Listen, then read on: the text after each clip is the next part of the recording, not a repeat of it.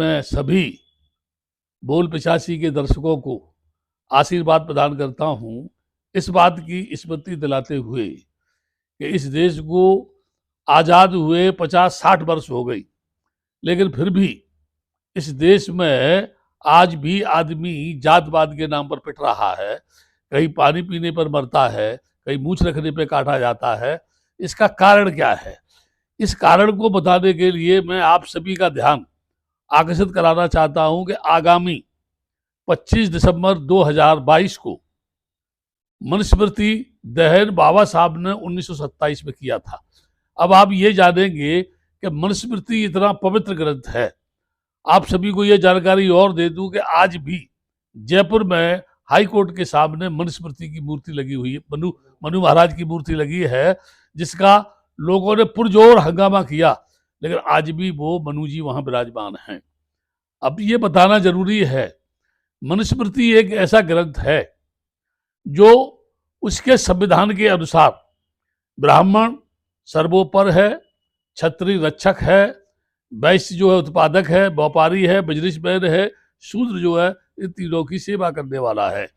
Doctor Ambedkar विश्व का वो पहला व्यक्ति है जिसने भारतीय धार्मिक ग्रंथों का ही नहीं, विश्व के तमाम धार्मिक ग्रंथों का 20-25 वर्ष तक उन्होंने अध्ययन किया। और इस अध्ययन का मूल कारण ये था कि डॉक्टर अंबेडकर को स्वतंत्र देश से पूर्व जो परिस्थितियों का सामना करना पड़ा, जो उनको भोगना पड़ा, उससे उन्हें बेहद तकलीफ थी, बेहद ज़्यादा परेशानी थी। ऐसा मैं सोच ही नहीं रहा, आम आदमी भी सोच सकता है। जैसे स्कूल में सबसे पीछे बैठालना, पानी पीने के लिए घंटों इंतजार करना, उसके साथ साथ खाने के टेबल पर अगर वो अपना टिफिन रख दे तो उसको धोना, किसी बैलगाड़ी में अगर बैठ जाएं तो उसको पूरी पवित्रता के लिए धोया जाना, नाई के द्वारा उनके बाल नहीं बनाए जाना, धोबी के द्वारा उनके कपड़े नहीं धोए जाना, और स्थिति यहाँ तक की कि अनुसूचित जाति के लोगों की छाया से भी दूर रहना। और ये सारी प्रक्रियाएं जो उन्होंने देखी वो ईश्वरवाद, आतंकवाद और भाग्यवाद से झलकता है, और इन सारी बातों का समावेश जो है मनुस्मृति में पाया जाता है। मनुस्मृति यानी मनु की स्मृति, यानी जो मनु थे उनकी स्मृति ऐसी थी कि समाज के इस आदर्श समाज को किस तरह से टुकड़ों में बांट करके ये भारत की धरती पर मनुष्य को गुलाम बनाया जाए। आपको याद दिला दूं, पुष्पमित्र शुंग ने बृहद्रथ राजा की हत्या करके जब बुद्धिज्म को समाप्त किया, 84,000 बौद्ध स्तूप खंडर हुए और भिक्षुओं का कत्लेआम करने के लिए इनाम तक बांटा गया। ये एक ऐसी बात है कि उस समय ब्राह्मणवाद जब चरम सीमा पे था तो राजकुमार सिद्धार्थ ने गृह त्याग कर जब अनुसंधान किया कि मानव का शोषक क्यों है, मानव से घृणा क्यों करता है, क्या ये कोई सृष्टि का मालिक है, कोई इस नियम को बनाने वाला है, तो उन्होंने अनुसंधान करके बोध गया के महाबोधि विहार के पीछे वज्रासन पर बैठकर वज्र संकल्प करके, उसको आज भी डायमंड कहते हैं, एक ऐसा संकल्प किया कि जब तक मुझे संबोधि नहीं मिल जाती मैं यहाँ से हिलूंगा नहीं। और संबोधि प्राप्त करने के बाद बुद्ध ने प्रथम यानी संदेश में कहा, ये संसार परिवर्तनशील है, क्षण क्षण इसमें परिवर्तन हो रहा है। उसी समय पर उनके दिमाग में ये आया, उन्होंने चिंतन किया, मनन किया, सोचा, और वास्तविक नेचुरल दृष्टि से सही भी है। उन्होंने कहा, आदमी जन्म से बड़ा नहीं होता, कर्म से बड़ा होता है। जाति जन्म से नहीं होती, कर्म से होती है। पहले जो लोहार का काम करता था उसको लोहार कहते थे, कपड़ा सिलाई काम करता था उसको टेलर कहते थे, बाल कटाने का काम करता था उसको नाई कहते थे, कपड़े धोने का काम करता था उसको धोबी कहते थे। लेकिन मनुस्मृति के आधार पर और यहाँ के पौंगापंथी ब्राह्मणवाद के मनुष्यों के आधार पर, उसी कर्म के आधार पर इंसानों को जातिवाद के बंधन में जकड़ दिया। और ऐसा जकड़ा कि सर्वश्रेष्ठ जाति का व्यक्ति निचली जाति पर शासन करता है। यहाँ तक ब्राह्मण वैश्य की लड़की इसको ले सकता है, क्षत्रिय की लड़की को ले सकता है, यहाँ तक कि अगर सुंदर हो तो शूद्र की लड़की को भी ले सकता है। लेकिन तीनों वर्गों में से कोई भी ब्राह्मण की बेटी से यानी शादी नहीं कर सकता। ये इतना बड़ा षड्यंत्र, इतनी बड़ी बदमाशी, इतनी बड़ी चालाकी मनुस्मृति के अंदर है।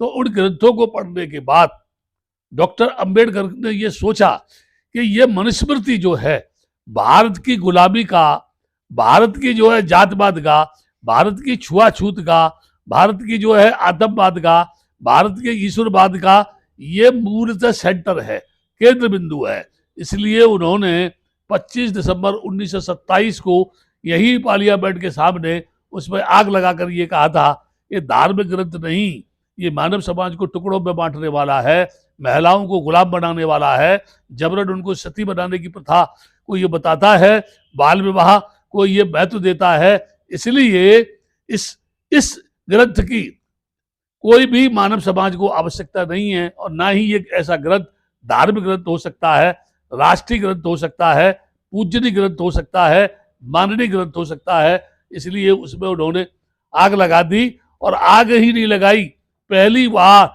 डॉक्टर अंबेडकर ने धार्मिक ग्रंथों को काल्पनिक बताते हुए भारतीय संविधान की रचना की, जिसमें आम मानव को मौलिक अधिकार दिया, हर धर्म के मानने वाले को, हर मजहब के मानने वाले को, हर संप्रदाय के मानने वाले व्यक्ति को उसके अनुसार, उसके धर्म के अनुसार, उसकी संप्रदाय के अनुसार उसको पूजा करने का अधिकार है, कोई भी उसमें दखल अंदाजी नहीं कर सकता।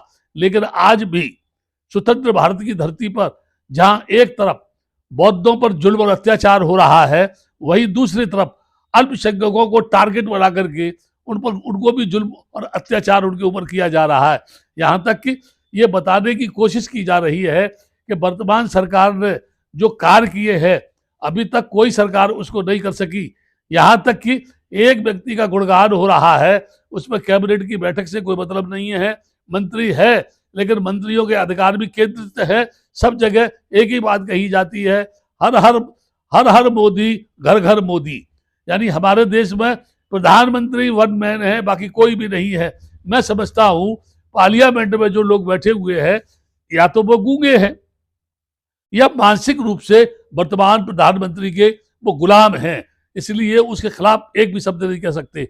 और आम जनता में से यदि कोई कुछ बोल दे तो उसको सीधा देशद्रोही बता करके या उसको कहना चाहिए किसी भी तरीके से जुर्मी और अत्याचारी साबित करके जेल में ठूंस दिया जाता है। ऐसा देश जहां संविधान सभी को आजादी देता है, उसके बावजूद भी संविधान के साथ खिलवाड़ करके मनमानी ढंग से बात की जा रही है।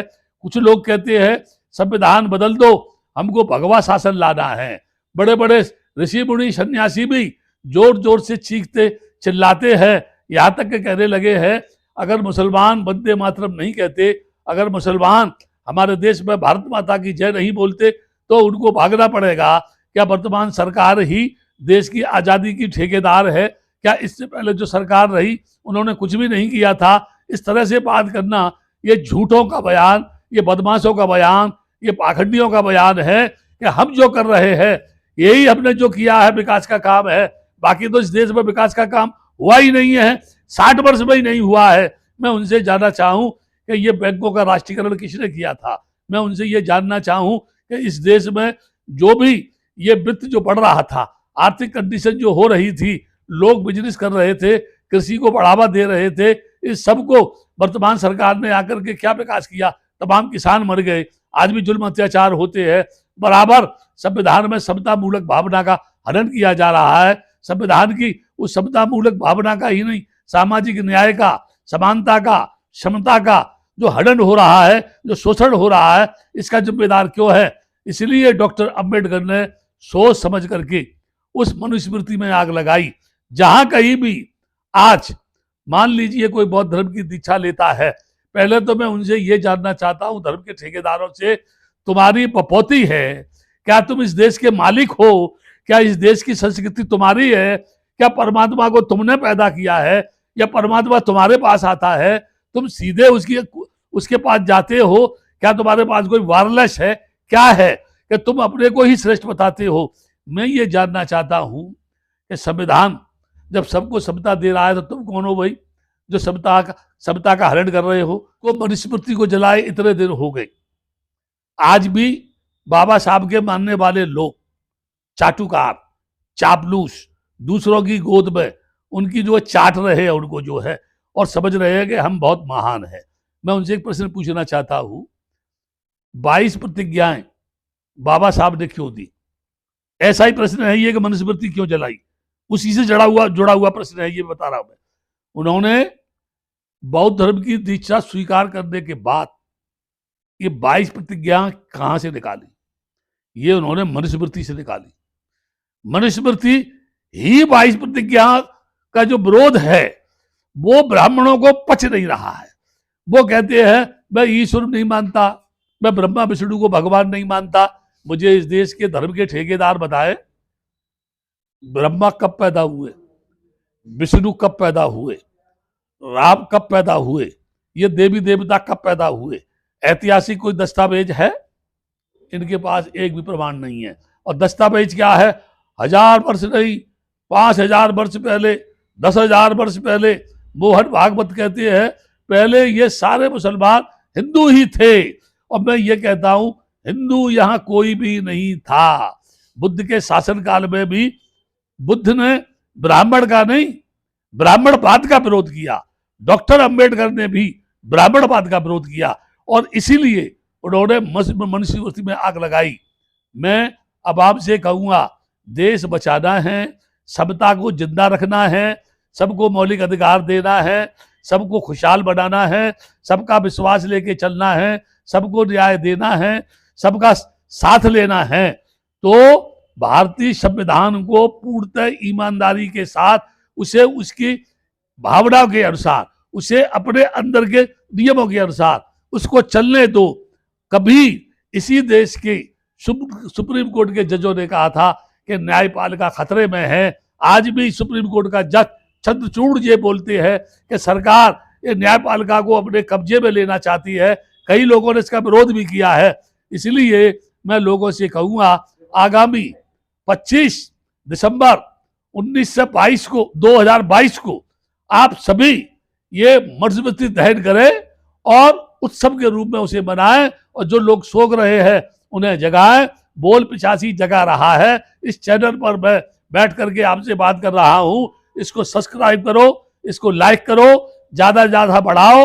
ये ज्यादा से ज्यादा मेरे संदेश देता है और ज्यादा से ज्यादा मेरी बात इसी चैनल पे होती है। आओ अवाम के लोगों, अभीम के नशे से मुक्त होकर के होश में आओ और देश में बढ़ती हुई इन त्रुटियों को, देश में बढ़ते हुए इस अपराध को, देश में बढ़ते हुए जातवाद को खात्मा करो।